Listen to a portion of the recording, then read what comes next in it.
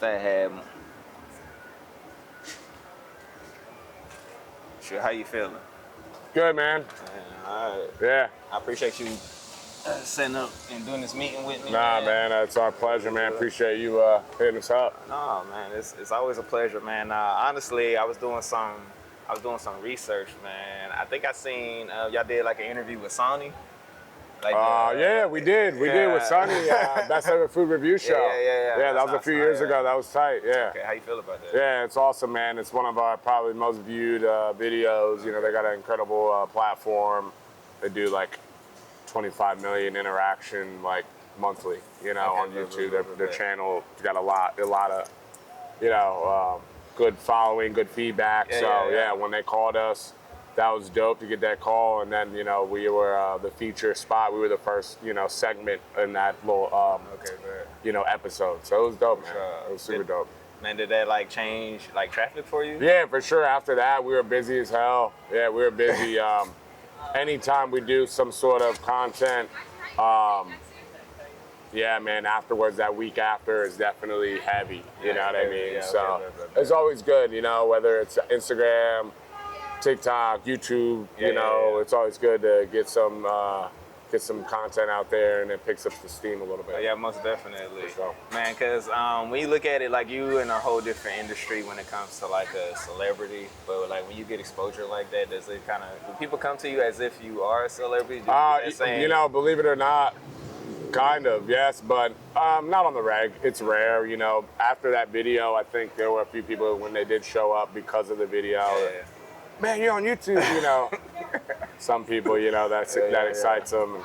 And then, yeah, other people just treat it like regular. But, yeah. Okay, so once again, I want to appreciate you for jumping in on with us at Flavor&Flow. For our audience who don't know where we at, can you kind of... Yeah, absolutely, man. We are east side of Austin on East 6th Street. Okay. Located at the bar called The Grackle. We just got here this week. R&B Steak and Fries, best cheesesteaks in Texas, they call us. Okay. Definitely the best in the city. You know, we're Jersey boys, so we know how to do it right. Okay, bet, for sure. And how can they find you? Where can they find you at? Like, yeah, so we're located on East 6th Street. It's 1700 East 6th Street, the address specifically. The bar is called The Grackle. We do 12 to 12 Monday through every day now. But more specifically, like Instagram and IG. Oh, okay, yeah. So for sure. Mostly Instagram is our main platform. Okay. At R&B Steak and Fries. We're on Facebook. We do have TikTok. My presence isn't the best. I need to do better with that platform, but yeah, Instagram. Okay, yeah. most definitely. And you know, our website as well. And your website, okay, man, that's interesting. And if I'm mistaken, correct me, but y'all were voted best fries. Yeah. So we got voted best loaded fries of Austin. I think it was 2 years straight, 21 and 22. 2 years straight. Yeah. So we do cheesesteak fries, just basically double cheese fry, the same amount of steak you would get on a sandwich. You could add any of the grilled toppings we have: onions, mushrooms, bell peppers, jalapenos. Comes with 2 cheeses, and yeah, it hits, man. Okay, bet for sure. Yeah. Was that something you was aiming for, or was it? Because I know you do Philly cheesesteaks. Yeah. Yes and no. Okay. You know, when we created the menu, obviously started with the steaks, and then we put on a sandwich called the hoagie. And the hoagie is basically like a deli-style cheesesteak. You're gonna get lettuce, tomato, banana pepper, pickle, red onion, oil, vinegar, salt, pepper, mayo. And then, you know, obviously with side fries, I kind of figured, you know, we need to make a loaded fry type of platter. So that's what we just, you know, created the cheesesteak fries. So yeah, it was and obviously it was a hit. You know what I'm saying? Man. Yeah, definitely very popular. They love the cheesesteak fries for sure. And you say you're from Jersey, right? Yeah, so we're from Jersey, Hamilton, Trenton area, right there by the Princeton. So yeah, Hamilton Township. Yeah, we moved to New Jersey in 2003, and my parents still live there. So yeah, still got our parents there. Our older brother lives there as well, and his family. And yeah, so we go back, try to get back once every year, maybe twice during the holidays, but definitely a summer trip. All right, bet. So what got you actually out here did you come to Austin first? Or yeah, so our grandparents have been here since the 70s. So we've been visiting Austin ever since we were little boys, 5, 6 years old every summer. So kind of poetic. We were raised out here, sort of, you know, and then we decided to move out here, actually relocate out here. And my brother, you know, started a family, we started business. So, you know, it's, like I said, sort of poetic that, you know, we laid our head here and, you know, started to, you know, branch off and do, you know, things as an adult. Yeah, 100%. So, I've been here since, my brother moved here in 15. Okay. And I moved here about a year and a half after him in 17, March of 17. March 17. And yeah, man, we just wanted a new opportunity. We knew Austin was awesome. Yeah. And said, why don't we go out there and figure something out? Yeah, for sure. Because I've been out there and it's heavy. It's Yeah. heavy. Yeah. It's heavy out there. Yeah, you ain't lying. Yeah. Like, We didn't have an idea what we were going to do. Originally, we were going to do poke bowls, R&B's, poke bowls. Then we scratched that. We were going to do bagels. Yeah. And just like how we decided we were going to, or thought we were going to do bagels, we decided bagels because there wasn't really any good bagel spots out here that we thought. Yeah. And that's in the Northeast. You know, we're heavy on bagels. It's definitely a big breakfast item. Okay, out there in Jersey? Yeah, in Okay, Jersey. I went All in the Northeast. Okay. But then, yeah, we weren't too sure about that. And then cheesesteaks popped up, and we were like, yeah, we're going to definitely do that. That was the one. Okay. Tried to find a good steak out here. Really couldn't find it. Said, man, we got to do it then. And see, and that's the one potential thing that's out here in Austin, man. Absolutely. It's like there's not too many good Absolutely. restaurants. Like, don't get me wrong, there's a lot of people out here trying. Yeah, but for sure. there's For a lot sure. of people out here Absolutely. trying. But there's not a lot of good restaurants compared to like if you go to Dallas or Houston. I don't know if you've been to those areas. For or anything, sure. Yeah. You know what I'm saying? Or even San Antonio, I think it's more like Mexican food. Yeah, you know a lot what of I'm Texas, saying? Mexican, San Antonio. But, when it comes to like dishes out here in Austin, it really like we need some help. You know what I'm No saying? doubt. No We need doubt. some help because there's, bro, believe it or not. Yeah, there's some You little know, hidden gems, yeah, for sure. yeah. But in terms of the grand scheme, I agree. Yeah, you know, it yeah. isn't like Okay, bet. maybe like a city like Dallas or Houston. You know, Yeah, in terms of- 100%. So, with that being said, because y'all came out here and obviously you wanted to start a food truck. Yeah. So was there like was y'all passionate about cooking early Yeah, man. on? So that's kind of we didn't necessarily know what we were gonna do. We wanted to do something. We wanted to get in business together, and be in a place where there was a lot of opportunity. But we didn't necessarily know. We didn't know that we were gonna do a food truck. Yeah. We didn't have any idea what we were gonna do. But we are industry guys. We've been in the industry pretty much everything front of house. This is really our first real back of house experience in terms of like cooking. But we've done pretty much every position: catering, hosts. We were servers, you know, banquets, and so yeah. My brother, he's been in hotels and casinos. You know, he actually has a degree in hospitality. Oh, so do yeah, you? we're industry rats for sure. Okay, very Yeah. good. So we were at a company called Punch Bowl Social. Yeah. I remember it. Yeah, Now so they have the domain, yeah, right? They yeah, actually opened one down south. We helped them open the south location, but we started the domain, and yeah, that was our last restaurant job before we opened up the truck. Okay, bet. Yeah, we were servers, and we did catering as well through them. Okay, bet. Yeah. So you really have like a resume. And, For sure. like, Yeah, this is our thing. Like, yeah, we knew when we figured out cheesesteaks, it was really because, well, that's what we're good at, you know? We're good at, you know, restaurant, you know, food and beverage, if you will, the industry. And we were good at cheesesteaks. We know a good cheesesteak. So, But yeah, obviously, I mean, you see the crowd. You know sure. what I'm saying? You have people coming to you on a regular Right, basis. right, you know what I'm saying? right. So with all that, like hype, does it come with haters too? Yeah, I mean, absolutely. I mean, I think, I don't know if we necessarily reached that, that massive level yet, but, you know, at the end of the day, essentially, yeah, you're always it's a dualistic world, you know what I mean? So we recognize some haters out there, but we welcome them though. We welcome them. Y'all be getting to, like the Twitter beats like Wendy's and Burger King? Not yet. Maybe one day. That's how I know. That's how I know we made it. You know, the fast food and Right. Twitter beats, bro. Yeah, for sure. Okay. All right. Well, that's what's up. So, oh man, I almost got real off track with that one. That's all right. Man. Shoot the shit, man. Yeah. Okay, so basically, ooh man, let me Yeah, reconfigure, dog. Yeah, let me. That's what editing's for. Yeah. Whoop, whoop. Keep it rolling. Come back, right? So, blank. Damn, I don't know why I just blacked out. Like my whole thought process. All good. Yeah. All good.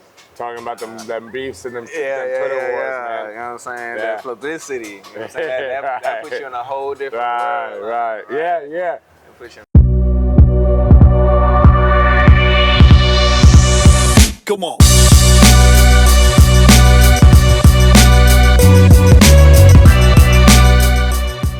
The R&Bs, to touch on that. Yeah. Go ahead, look in the camera, man. Yeah, so absolutely. So R&B Steak and Fries, you see we have the treble clef as the ampersand, because we have a music concept, you know. So before, you know, when you were here, before I came out, you heard the music playing. So, you know, we got a curated playlist, over 1,400 songs, man, of R&B, man, just good vibes. Hey, man, R&B, but it's soul. It's soul. Yeah. It's R&B/soul, and I don't mean just the actual genre soul or jazz or blues. I mean anything that, you know, feel good. So I got Sinatra on there. I mean, I got Bob Marley on there. So whether it's a pop genre, reggae genre, I mean, I have salsa. I have all kinds of genres, not just R&B, soul. But it's feel good. It's all feel good music, and that's our concept, you know. And then the ampersand, I mean, not the ampersand, the apostrophe S, it shows ownership. My name is Kris, but everyone calls me Boo. Okay. So I'm the B, and Arman, everyone calls him R, he's the R. So it's kind of like Arman and Boo's Steak and Fries, but we just shorten it to R&Bs. But then obviously the main core concept is R&B music, you know, feel good. Success is always built off some clever. There you go, man. There you go. Got a little double entendre. Right. Some Easter eggs in there. Yeah. Oh snap! I didn't even. Yeah. Yeah, for sure. So how is Cause I ain't gonna hold you now, man. When I did the GPS search on y'all, right? I went to y'all old location. Oh yeah, we're just right up the block, Right. So with that being said, how important is location? Yeah, location, man. Location. You'll hear that in any business, you know, and I'm sure eventually, you know, you have your own platform now. Yeah. So essentially, you're a business owner, whether this is considered a business or not. You own a platform. Man, location, especially in the food industry, though. You know, we were just a block up, and in that lot, if you can imagine, a rectangular lot like most food truck lots. I walked through it. It housed, I believe, 6 trucks, 3 on each side, and we were on the right side. We were the third one in, so we were kind of in the back. Being in the back position compared to being in the first position is night and day, because of being on the curb and people walking right by you. You know, and then or going up the block to being in a bar and being the only truck. You know, exactly. It's gonna vary, but I mean, 60 feet matter. You know what I mean? There's a truck that's right beyond the light on the right side, and they're literally like on curbside. And I mean that matters. Man, and you know it's crazy that you say that, bro, because one of the people that I'm also having an interview with is Malcolm. Okay, nice. Yeah, our boy Mal. And he got a dope location. Yeah, we were there. We were at that location. Was y'all? Yeah, on 11th Street. Yeah. See, that's what I'm saying. Like, location kind of matters when it comes to that. It matters, man. So from jumping from there to there to right here. Yeah, to here, man. Yeah. Was that? Did you not like the location at? Yeah, no, we've been going up. You know what I mean? We've been going up on the scale. 11th Street, we were fine with that location. There was some, you know, issues we ran into in terms of maybe just like the power grid and things like that. So we decided we wanted to move on, and then we found that one right up the block, and that was in a sense a better location than the last. So we pulled the trigger, and you know, then we found an opportunity here just a block away, and we are finding that it's better. You know, more foot traffic, being here at the bar, and you know, being in that lot, and that, you know, it's a hot lot. There's no cover over here. We got the cover. We're in the shade. So I mean, the Texas heat, man. It's no joke, especially in a food truck. You got a grill, you got a fryer. I mean, it's no joke. You can see I'm a little a little crusty, sure. rusty after this shift I just worked. But yeah, location matters, man. And I'm right here by a bar too. So yeah, man. So now we can tell our guests, hey, we have shade. We have a bar inside with AC. There's a pool table. There's dart boards. You know what I mean? There's seating inside. You know, so we're able to offer our guests more being at this location. So yeah, man, it's definitely imperative to any business to make sure that you find the right location, and you'll find out quick if it isn't. Oh yeah, 100%. Because they'll eat into your money. Yeah, you know and there's trial and error, and there's hot times, and summer's a little slower, and winter, fall is a little busier. School's about to come back, football's about to come back, so that's going to be better for us, and summer everyone travels, and they're cooking out, you know what I mean? So, and it's hot, right? You know what I mean? Texas. So there you go. Texas, bro. So a lot of factors play a part, man. So when y'all moved locations, did it affect your rent anyway? Yeah, so rent's gonna vary in all different locations, man. It just depends where you are, right? You know what I mean? That's the main factor, But yeah, it's just all about, working out a deal, or, you pay monthly, or, get on a lease, with the, property manager, the lot owner, and yeah. So let's dive into that. So do they come up with their own deals, or do you initially have something that you? Yeah. Typically they'll have a rate, they'll have a number for you. And then that's when negotiation comes into play. Maybe the numbers. Maybe get them to bring that down a little. Talk them into first month free. So however clever you are, the gift of the gab, it can go a long way if you know how to use it, right? The mouthpiece, but essentially, it's a standard rate, and it depends where you are. The domain is more expensive than maybe here, but maybe downtown is equivalent in the sense of maybe like right there on Dirty, or a lot that's where there's a lot of activity, right? The campus, so it varies. It varies. You're gonna go down south, you're gonna maybe pay less, just because 100%. That's just the culture, the temperature there. Which I know, like, I may be biased about it because I can't stand college students, but I can't stand the college world. That's funny. Yeah. That's why I can't stand the college town. I hear you. So, even when even out here in Austin, man, I stay on the side where UT ain't affected. You know what I'm saying? I hear you, dog. But I know that'd be amazing traffic to be like over there with the UT. I mean, because all they do is walk. Yeah. You know what I'm saying? Yeah, So, it depends. You know what I mean? It just depends, and it depends what you're serving. You know what I mean? I can't have a fire location but serve something that no one wants. 100%. You know what I mean? So all those factors and variables play a part, and then you find that right median, and you're able to pull something out. Yeah. But with you moving right here close to the bar, do you change your hours to kind of? Yeah, absolutely, man. So we recently just this week, we haven't ran Sunday, Monday in years. Okay. We've been closed Sunday, Monday for years now, and now we're 12 to 12 every day. Yeah. Ooh, so no days off in a sense, but yeah, it's something we agreed to with different stipulations, maybe at different lots and agreements, depending on their hours of operation, what they expect or want out of you. You know what I mean? Yeah, for sure, 100%. You work that out. Every situation's there. It's all situational. So you have no days off? Yeah. Well, I mean, in a sense, we're not closed any day now.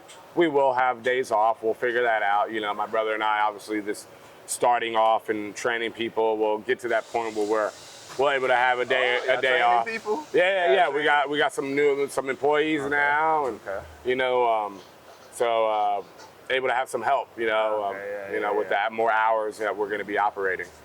All right, bet. So, because I was gonna ask, is this more of a like mom and pop family? Yes and no. I mean, yes, but where we want to go, we want to go corporate. We want to go franchise. We want to go big time. We want to have multiple stores. So, that kind of brings you out of the mom and pop category. Because you want longevity. You know what I'm saying? You want longevity. Exactly. For sure. Yeah, absolutely. So yeah, I mean, we're kind of, I guess one could argue, still consider us mom and pop. We're one shop. It's family owned. You know what I mean? Kind of fits a few of those demographics. Yeah, right. But yeah, to where we want to go, this is just right. We're right on par for where we want to be. Okay, you know? yeah. I can understand that for the most part. So,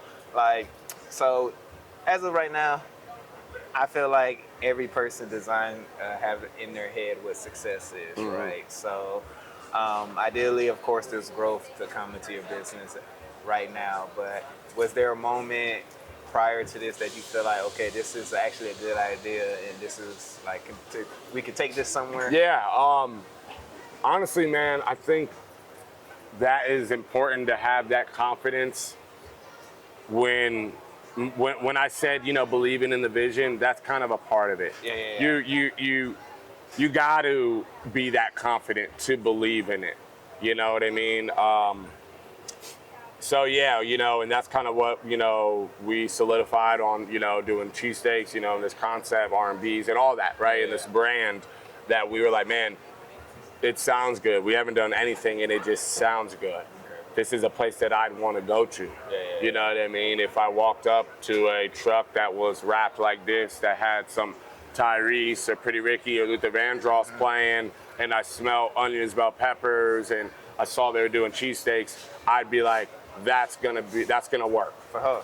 So that's kind of the feeling that you want. You want to be that confident. Yeah. When I say believing in the vision, that's being confident in it. Yeah. You know what I mean?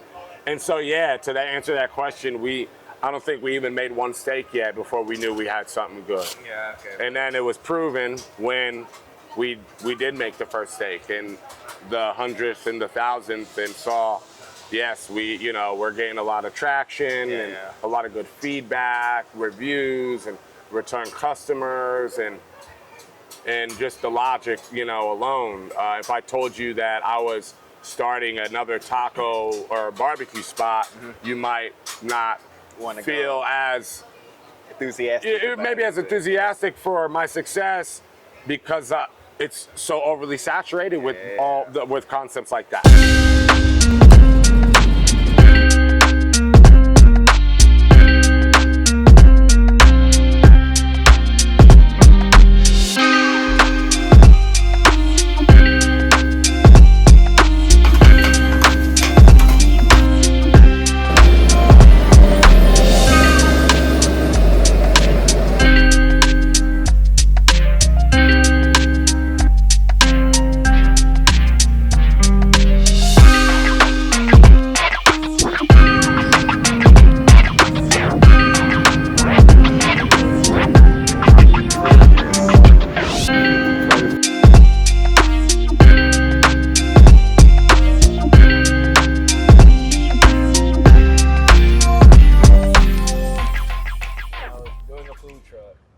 People don't really look at like the back end costs when it comes to organizing a food truck. So like, was that something that y'all had to struggle with as far as like portioning foods as well?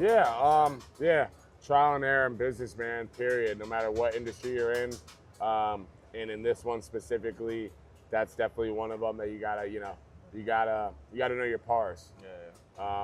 You gotta know your food costs, You got to know your fixed costs. You got, so like all the business school lingo, you got to know it, man. It's important to know your numbers.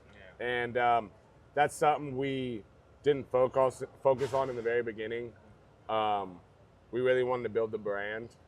We really wanted to focus on quality. I mean, we were willing to lose money in the beginning, man, just to make sure that we built that brand confidently. 5-star brand. But that's a whole point of entrepreneurism too. You work, and when you first work, you have to understand that mindset. You ain't. Right. Yeah. For sure. Oh, dude, I've worked the hardest. I've worked my whole life and been the brokest I've ever been. Complete opposite sides of the spectrum. But yeah, you got to understand what you're getting into when you go into business. When you become a business owner, entrepreneurship, like you said, and that's kind of part of that believing in the vision, knowing what comes with it. You know what I mean? A lot of sacrifice. A lot, dude. A lot. A lot of companies don't even break even until like years later. I tell you, dude. Yeah, and that's the truth. Yeah. That's really the truth. That's a fact. And I mean, we land right in that statistic as well. You know what I mean? And we didn't start really seeing money in the green. It didn't take a whole while. Yeah. But again, it was something that we weren't necessarily too focused on, both being, being lackluster on it, and also knowing that, we're gonna get it. It isn't nothing to get, but let's make sure that every steak by steak. Me and my brother use this phrase, steak by steak, kind of like brick by brick. Yeah. You know what I mean? But steak by steak. You make sure this steak is perfect, and when send it out, then everything's gonna fall into place. Yeah. You know what I mean? And so yeah, we're really focused on building the brand. Being on platforms like Uber Eats and DoorDash, they raise. They take like 30%. Do they? Yeah. So in the beginning, we were eating a lot of those costs just so that we weren't raising the price an extreme amount compared to if you came to our truck, or if you ordered on DoorDash, it's going to be a few bucks more, right? Significant amount more. So we ate a lot of those prices in the beginning just so we could build the brand. Like I said, build it, and get the name out there on these platforms. For sure. And I kind of noticed that too when I go through, because I'm a big fan of Uber Eats. I kind of noticed that they jump the prices. Oh, everything's more expensive on there. Yeah. Essentially, the company is letting the customer take care of the prices. Yeah. They cover that difference. We, like I said, 30%. So, if I sold a $10 steak here at the truck on Uber Eats, it's probably gonna be 13 at least, right? Because of those fees and what they take, that 30% that they take. So I'm still getting my 10, what I'm getting, and they get there, opposed to selling it for 10. But now I'm not making a 10, I'm making 7. So I'm losing costs. But we essentially were doing that in the beginning. Not the full 30%. We raised it maybe 10 to 15. So we were eating, still 10, 15 to 20% for the good first, 12 to 18 months. And then it was like, all right, it's time. We built the brand. It's time. Now we gotta raise these prices. And plus inflation too, moving just with the times. You know what I mean? Meat prices go up for us. They go for y'all in a sense, right? Within reason. But as long as your food costs in this industry, you try to keep your food costs around 30%. And yeah, man, if you're hitting that mark, you'll be able to make some money. Okay, yeah, for sure. I mean, you got to keep that in mind. Right. Of course, You have to, man. It's important. So so with the cost of going up, of course, the cost goes up regardless. Yeah. But did any of these tariffs here recently land? Yeah, man, and COVID was bad too. Being a small business through COVID was rough, but we made it through. And the tariffs, you didn't see an incredible influx, but prices still went up. Go up. Whether it's 10 cents or $1, it makes a difference. Eventually, it's gonna add up. Okay. You know what I mean? Those pennies add up, man. So yeah, yes and no. Okay, bet. Yeah. So was there any moment that y'all decided, hey man, this ain't gonna work? We might want to stop this and do something else? No, man. I mean, maybe the closest we've gotten to that feeling was it's really just been my brother and I. Like I said, we've had 2 days off. We've been operating 5 days, Tuesday through Saturday, really only dinner for the last year. We've fluctuated through hours. We used to run 12 to 10, and we would do 5 to midnight. We do 5 to 10, different days. But yeah, essentially I forget the question. I forget the question.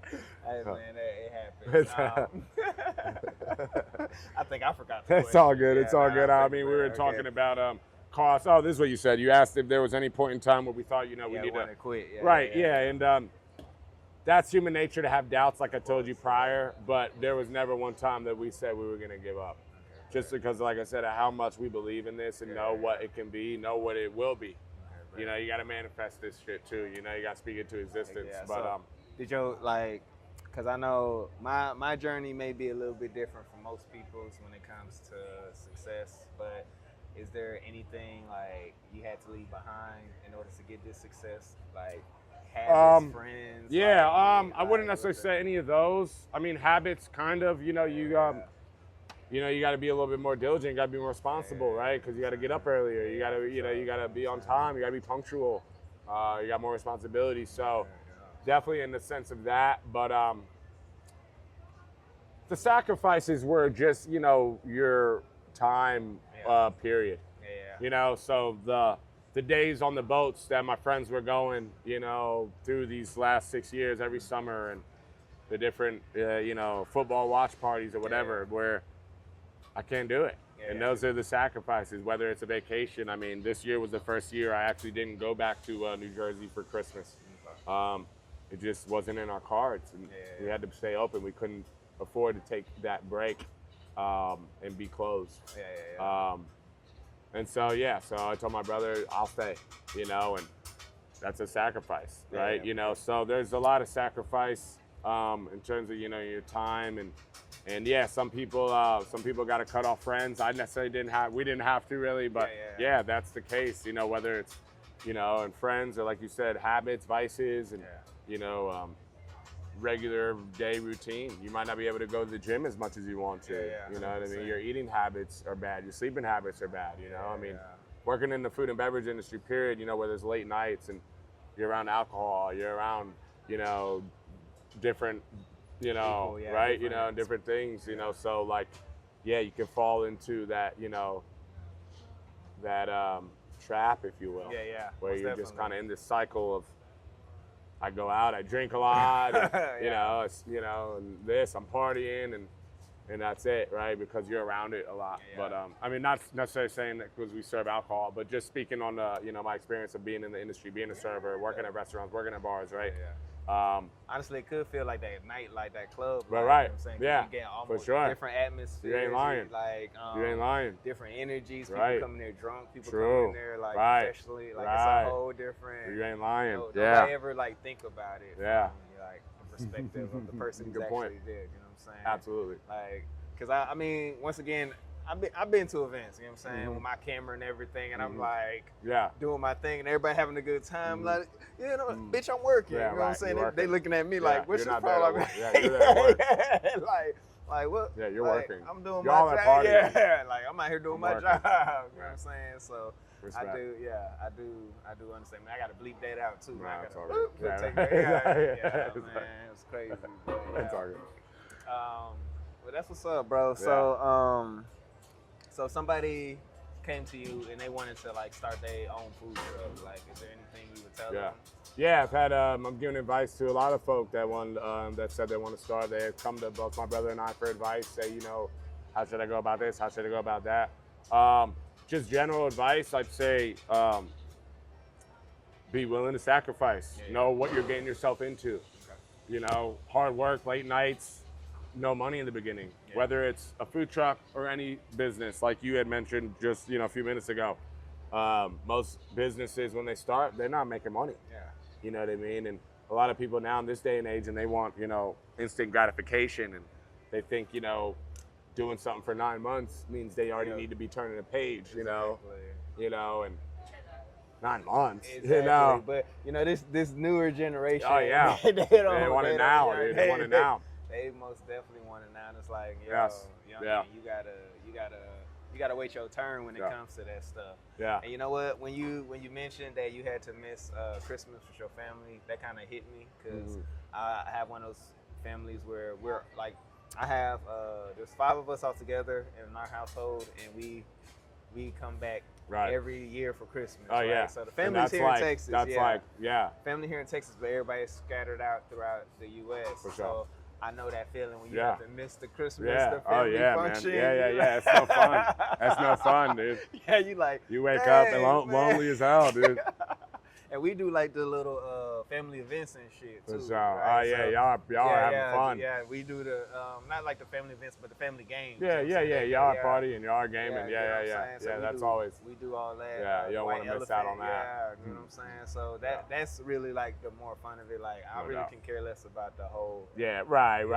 Yeah. As an adult, Christmas and holidays are much different than as when we were growing up. But of course, it's the next generation. Yeah. Some things matter more though. Like you said, the games and just the quality time.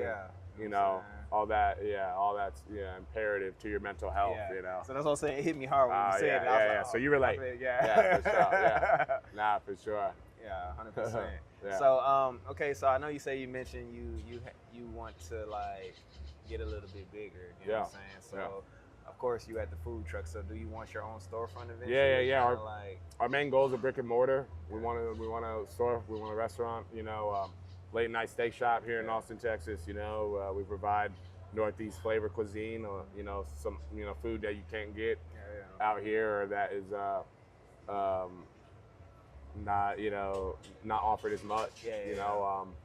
And then it's more of a rinse and repeat. It's a replicate thing. You know, we do R&B's Austin, we do R&B's Dallas, R&B's Houston. You know, then we go R&B's Vegas, R&B's Phoenix, R&B's Nashville, St. Louis, NOLA. You know, we have a store in these in every city or main city. You know, that's providing that concept. So you're trying to franchise it? Oh, for sure. We definitely want to. We definitely want to get into franchising and that next step of multiple locations, multiple stores.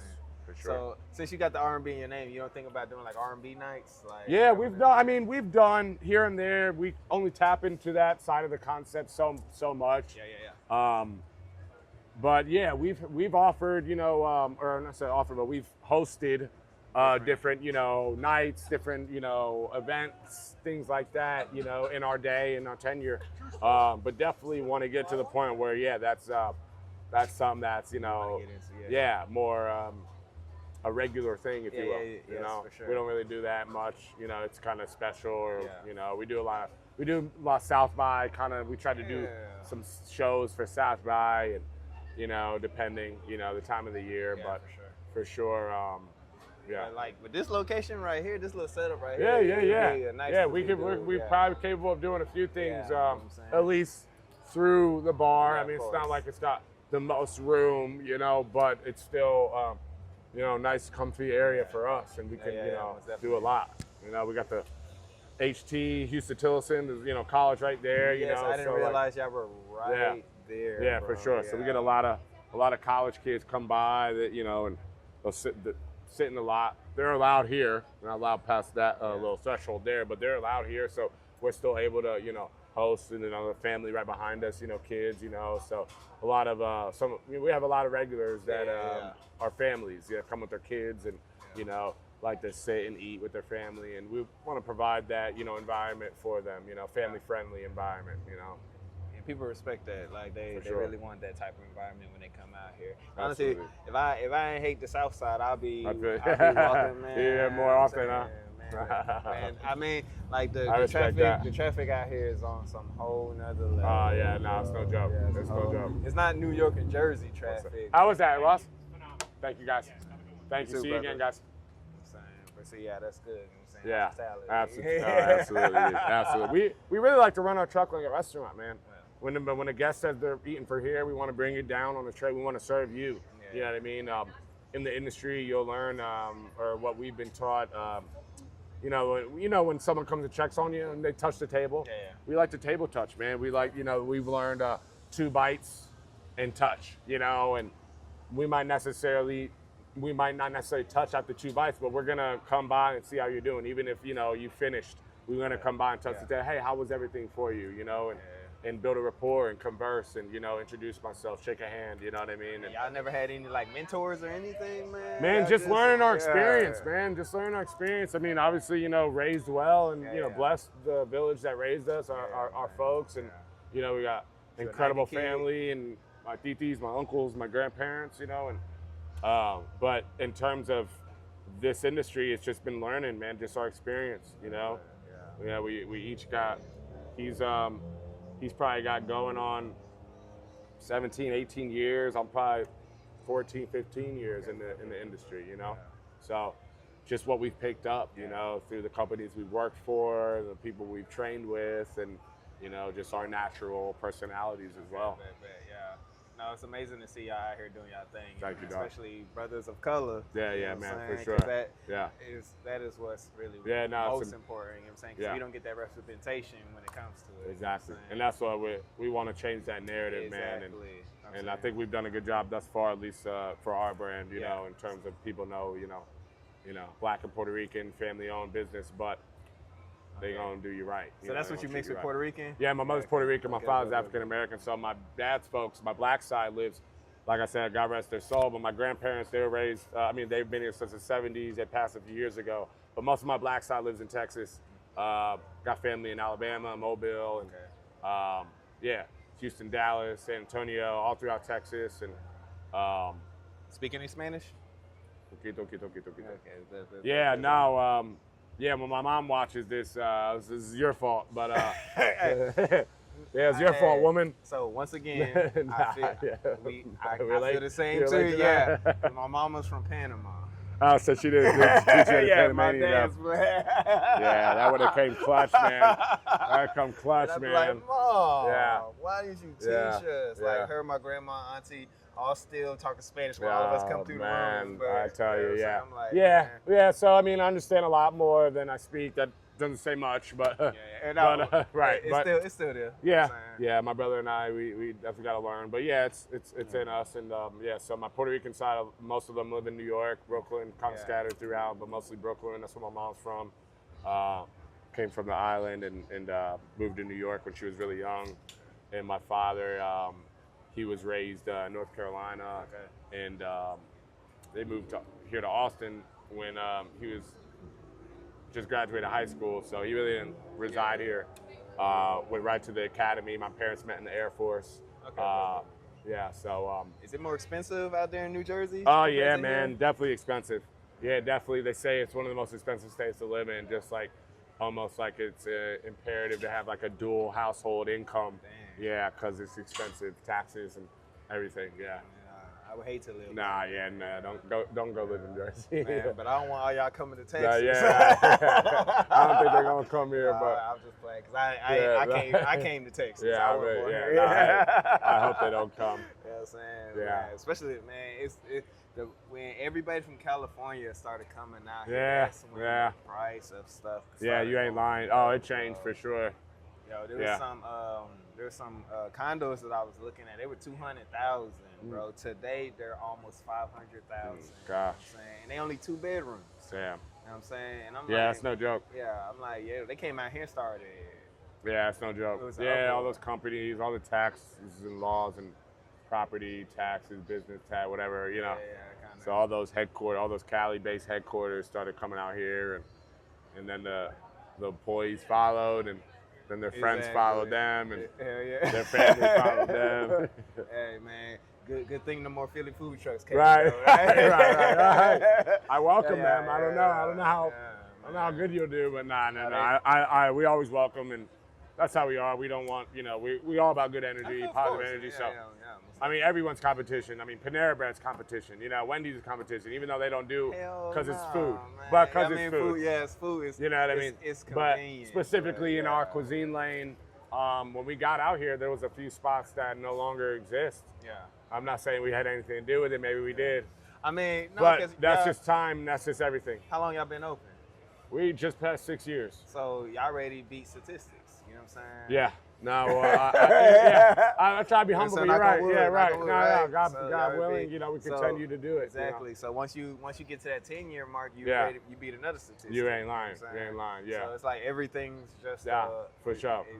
For sure. So, man, that's a pat on the back. You know what I'm saying? Appreciate it. When you got the white man calling pictures with you, bro, that's how you know. That's sign right here. Yeah, that's what you know. He's like, okay, man, we got something here. Yeah. You know what I'm saying? Yeah. Yeah, that's amazing, bro. But once again, congratulations to you, bro. Thank you, dog. And I want to appreciate you again. Man, I appreciate you, my dude. For real. Man, this interview with me, man. And so I guess that'll be it. Once again, can you let us know how to reach you? R&B Steak and Fries, best steaks in Texas, definitely the best in Austin. Come by. We're on East 6th Street. We're at the Grackle, and you can follow us at R&B Steak and Fries on Instagram, on Facebook, and our website, RnBSteakAndFries.com.